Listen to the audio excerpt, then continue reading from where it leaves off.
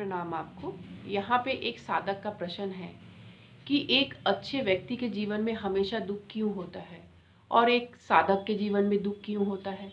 गुरुदेव, थोड़ा सा इसके ऊपर आप प्रकाश डालें, बताएं कुछ। प्रणाम आपको।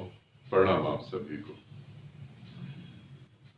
एक साधक के जीवन में दुख क्यों होता है और एक अच्छे व्यक्ति के जीवन में दुख क्यों होता है।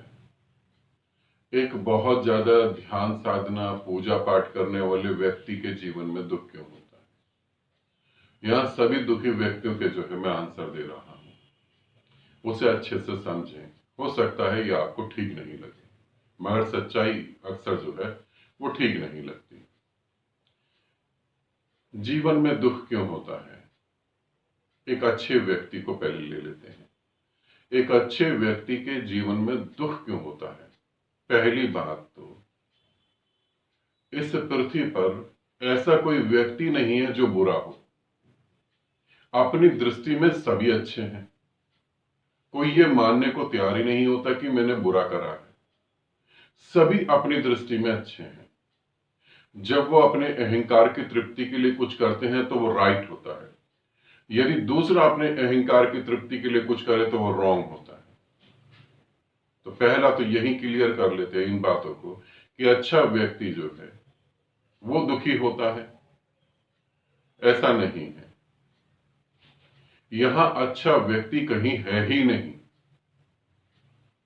अगर सभी अच्छे व्यक्ति हैं तो फिर दूसरों के जीवन में दुख कहां से आ सकता है। इसे ठीक से समझ लेंगे, आगे चलते हैं। जब हम अपने अहंकार की तृप्ति के लिए दूसरों का शोषण करते हैं, दूसरों को इमोशनल करते हैं और दूसरे देर सवेर इस बात को समझ जाते हैं और वो दूर हट जाते हैं, तो हमें लगता है कि हमारे जीवन में दुख है।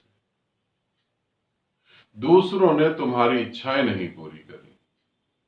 तुम अपने से पूछो, अपने से पूछो, तुम किस किस की इच्छाएं पूरी करने के लिए पृथ्वी पर पैदा हुए। तुम किस किस की इच्छाएं पूरी करने के लिए पैदा हुए। अगर तुम ध्यान से देखोगे तो तुम्हारी हर इच्छा में तुम्हारा अपना स्वार्थ जुड़ा हुआ है। बच्चों को तुम बड़ा कर रहे हो, पढ़ा लिखा रहे हो, किस लिए? बुढ़ापे का सहारा बनेंगे, इसीलिए तो ना।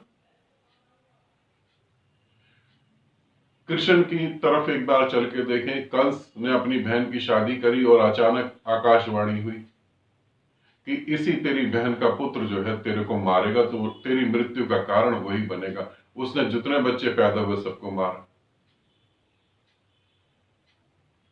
बच्चे तो उसे भी प्यारे थे और अपनी बहन के बच्चों को मारा। तुम्हें भी अगर बच्चा पैदा हो और पता लग जाए कि यही बच्चा तुम्हारी प्रॉपर्टी के लिए तुम्हारी हत्या करेगा, यही बच्चा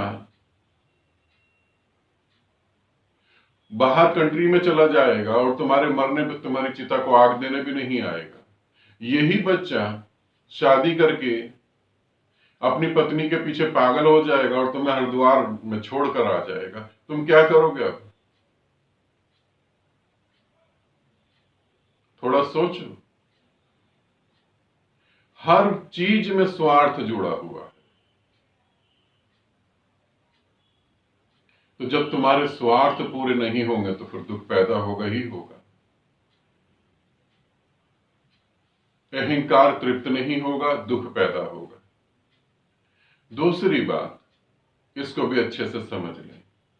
अच्छा व्यक्ति, सज्जन पुरुष, साधक के जीवन में दुख क्यों ज्यादा होता है? उसकी कमजोरी के कारण। वो लड़ने में कमजोर होता है, इसीलिए दुख होता है। तुम्हारे को लड़ने में ताकत नहीं है। ध्यान रखना, तुम जवाब नहीं दे सकते। हमें लगता है अच्छा व्यक्ति अहंकार रहित होता है, साधक अहंकार रहित होता है। हकीकत में इनमें इतनी भी ताकत नहीं होती कि ये मुंह पर किसी को बोल दें। ये अहंकार रहित नहीं होते। इनका अहंकार कहीं टूट ना जाए, समाज कहीं इंसल्ट ना करे। समाज में इज्जत भी चाहिए, दूसरों को जवाब भी नहीं देना। दूसरे थप्पड़ मार के चले गए हैं, जीवन में दुख होगा ही होगा। तुम जवाब देने में सक्षम नहीं हो। कोई पूजा पाठ कर रहा है, किसी साधु संत से पूछो, वो कहता है पिछले जन्मों के कर्म है। ऐसे तो दुख से हम कभी मुक्त नहीं हो पाएंगे, पिछले जन्मों के कर्मों को ही देखते रहेंगे। और कहीं तो ऐसा जन्म हुआ होगा ना जो शुरुआत होगी, उसमें भी तो दुख था।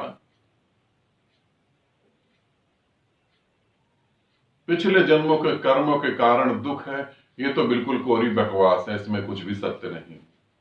दुख अहंकार के कारण है, दुख वासनाओं के कारण है। जब तुम्हारी वासना पूरी होने में कोई टांग अड़ा देता है और पूरी नहीं हो पाती तो तुम्हें क्रोध आता है। क्रोध के कारण संबंध टूट जाते हैं, फिर दुख पैदा होता है। तुम चाहते हो संसार ठहर जाए, बिल्कुल। जो पैदा हुआ है वो मरे नहीं, मरता है कोई तो तुम्हें दुख होता है। मगर ये तो नियम के खिलाफ हो गया ना।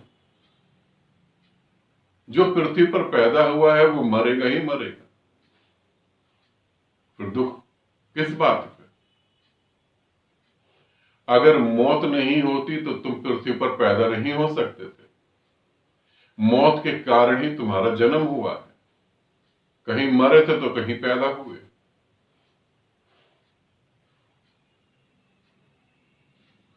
पृथ्वी स्वर्ग थी, जब जन्म सहज था मृत्यु भी सहज थी। अब जन्म तो सहज है मगर मृत्यु असहज कर दी। अब जबरदस्ती हम मौत से बचने के उपाय करते हैं। दुख तो होगा ही होगा, क्यों नहीं होगा। ये छोटे छोटे कारणों को समझो, तब पता लगेगा कि मुझे दुख क्यों मिल रहा है। एक व्यक्ति कह रहा है मुझे दुख से मुक्त होना है।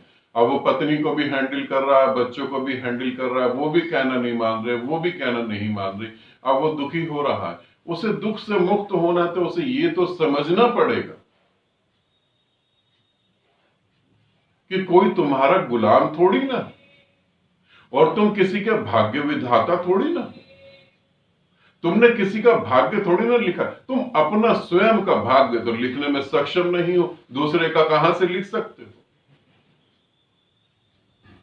जिसके हाथ में पेन ही नहीं हो, जिसके हाथ में कलम ही ना हो, जिसके हाथ में कुछ ऐसा हो ही ना जिससे वो अपना भाग्य लिख सके, वो दूसरों का कहां लिखेगा। तुम लगे हो पति को सुधारने में, बच्चों को सुधारने में, पत्नी को सुधारने में।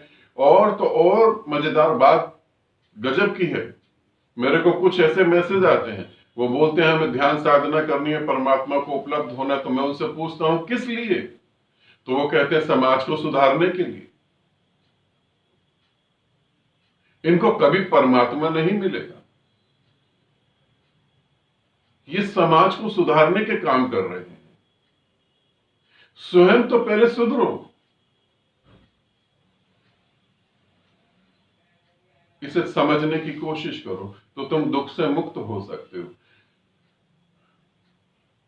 अहंकार जब अपनी तृप्ति करने के लिए बाहर लोगों के साथ जुड़ता है और उसकी तृप्ति नहीं हो पाती है तो दुख पैदा होता है।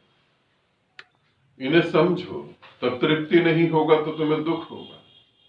तुम सोचते हो कि शादी कर लूं मुझे सुरक्षा मिल जाएगी, शादी से सुरक्षा थोड़ी ना मिलेगी।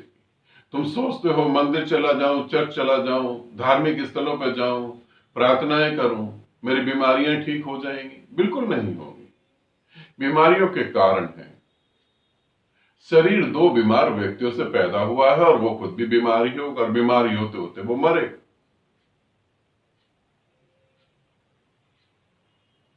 जब अहंकार की तृप्ति नहीं होती और कोई, तुम्हें ऐसा लगता है कोई मुझे दुख दे रहा है, तुम दुख ले रहे हो, कोई दे नहीं रहा। तुम उम्मीद कर रहे हो दूसरों से कि दूसरे मुझे सुखी करें, दूसरे मेरी बात माने। दुख से मुक्त होना है तो अपने भीतर उतरो, अपने भीतर आओ। पत्नी को कंट्रोल नहीं करो, जो ये कहता कि ये मेरी पत्नी है, मेरा कहना मानेगी, उसे कंट्रोल करो, उसे कंट्रोल करने की समझो, और मेरी बातें सुन के मानना नहीं, समझना क्या सच में ऐसा हो रहा है। प्रेम के नाम पे दूसरों का तुम शोषण कर रहे हो, तो फिर अलर्ट हो जाओ। तुम जब शोषण कर रहे हो तो तुम्हें लगता दूसरा बुद्धू व्यक्ति है, वो भी तुम्हारा शोषण ही करेगा, ये ध्यान रखना। फिर जो पहले भाग गया वो जीत गया, जो नहीं भाग पाया वो हार गया और वो रोएगा। ठीक, इन छोटी छोटी सी बातों को समझो। आनंदित रहो, सदा खुश रहो। बहुत बहुत प्रेम आप सभी को।